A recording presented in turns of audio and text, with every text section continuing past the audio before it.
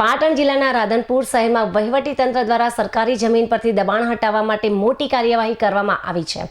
Ward number 5 માં આવેલા બલોચવાસ વિસ્તારમાં સિટી સર્વે નંબર 1701 હેઠળની 5734 ચોરસ મીટર જમીન પરના 40 વર્ષ જૂના દબાણો પર બુલડોઝર ફેરવી દેવાયું છે। આ કાર્યવાહીને કારણે ઘણા પરિવાર બેઘર બન્યા છે। વહીવટીતંત્ર દ્વારા રાધનપુર શહેરના વોર્ડ નંબર 5 માં આવેલી આ સરકારી જમીન પર ડિમોલિશનની કામગીરી હાથ ધરવામાં આવી હતી। સિટી સર્વે નંબર 1701 હેઠળની આશરે 5734 ચોરસ મીટર જમીન પર ઘણા વર્ષોથી ગેરકાયદેસર બાંધકામો હતા। તંત્ર દ્વારા દબાણ હટાવવા માટે અગાઉ નોટિસો પાઠવવામાં આવી હતી, જેની મુદત પૂર્ણ થતાં ચુસ્ત પોલીસ બંદોબસ્ત સાથે જેસીબી મશીનો દ્વારા દબાણ દૂર કરવાની પ્રક્રિયા શરૂ કરાઈ હતી। આ કાર્યવાહી દરમિયાન અસરગ્રસ્ત સ્થાનિકોએ વહીવટી તંત્ર સામે આક્ષેપ કર્યો છે કે તેઓ છેલ્લા 40 વર્ષથી આ જગ્યા પર રહે છે અને તંત્ર દ્વારા પૂરતી જાણકારી આપ્યા વિના જ મકાનો તોડવાની કામગીરી શરૂ કરી દેવામાં આવી છે। અમને 4 મહિના પહેલા નોટિસ આપવામાં આવી હતી। એના પછી અમને આવે જાય એવું નહીં કે તમે ખાલી કરી નાખો, અમે ખાલી કર્યું 4 મહિના પહેલા અમે ખાલી કરી નાખ્યું હતું। કોઈ આટલામાં આવ્યું નહીં। અમે 4 મહિના પછી કેટલું ભાડું ભરવાના? ગરીબ માણસ ચાસી ભાડું ભરીને લાવે। પછી હવે પાછા અમે અહીંયા આવતા રહ્યા।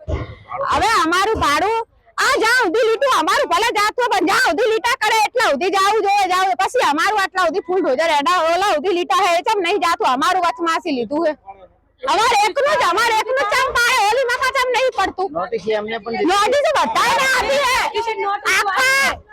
આખા બધાને નોટિસ આખી લાઈન ઉધી નોટિસ હે લીધું બધા ઉધી હે ચમ એ નહીં પડતું। અમારું વચમાંથી લીધું હે।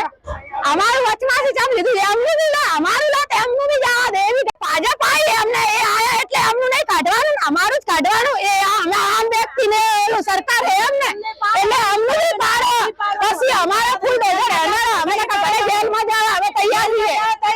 અમે અહીંયા બી ફૂલ ડોઝર અહીંયા બી એનારો પેલા અમારું ચમ વચમાંથી લો એ ચૂંટાઈ ના એટલે અમે અહીંયા છેલ્લા 40 વર્ષથી અહીંયા રહીએ છીએ। આ અમારે બેબલીપુર એમનું ઘર છે અને ડિમોલિશનનું એક બે નોટિસ આપી અને વૈકલ્પિક વ્યવસ્થા કર્યા વગર આ સરકારે અમારા મકાનો 20 થી 22 ઘરવાળાને બે ઘર કર્યા છે। એટલે અમારી એમને રિક્વેસ્ટ છે કે અમને લોકોને ડેમોલિશન કર્યું એ તો બરોબર છે, પણ આ લોકોને કંઈ વ્યવસ્થિત વૈકલ્પિક વ્યવસ્થા કરી આપે એવી અમારી માંગ છે સરકાર પાસે। તો સરકાર મોટા દાવા કરે છે કે આ લોકોને ઘર વગર કોઈ નહીં રહે, તો અહીંયા તો 22 ઘરને તો દર્શાવી કરી નાખ્યા। મારા સામે તમે જુઓ છો, જો અત્યારે બપોરનો ટાઈમ છે, છોકરાઓ ભૂખ્યા બેઠા છે, એમને કોઈ ખાવા નહીં કે ચા નહીં પાણી કે કોઈ વ્યવસ્થા નથી। અને અચાનક પોલીસ સાથે કાફલો આવી ફૂલ ડોઝર લઈ આવી અને અમારા 22 ઘરોને પાડી દીધા છે। એટલે અમારી રિક્વેસ્ટ છે સરકારને કે અમારે વૈકલ્પિક વ્યવસ્થા આપે। રહેઠાણ ગુમાવનાર લોકોએ સરકાર પાસે વૈકલ્પિક રહેવાની વ્યવસ્થા કરી આપવા માટે માંગ કરી છે।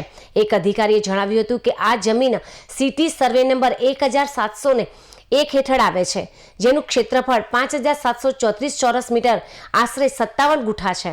આ સરકારી જમીન છે અને સિટી સર્વે કચેરીએ 17 એપ્રિલ 2026ના રોજ આ અંગે 202 ની નોટિસ આપી હતી। કુલ 21 મકાનોને નોટિસ આપવામાં આવી હતી, જેમાંથી 13 રહીશોએ પોતાના મકાન ખાલી કરી દીધા હતા। બાકીના 8 રહીશોએ મકાન ખાલી ન કરતા સરકારી જમીન પરનું દબાણ દૂર કરવા માટે પોલીસ પ્રોટેક્શન ચીફ ઓફિસર અને જીસીબી સ્ટાફ સાથે કાર્યવાહી હાથ ધરવામાં આવી છે।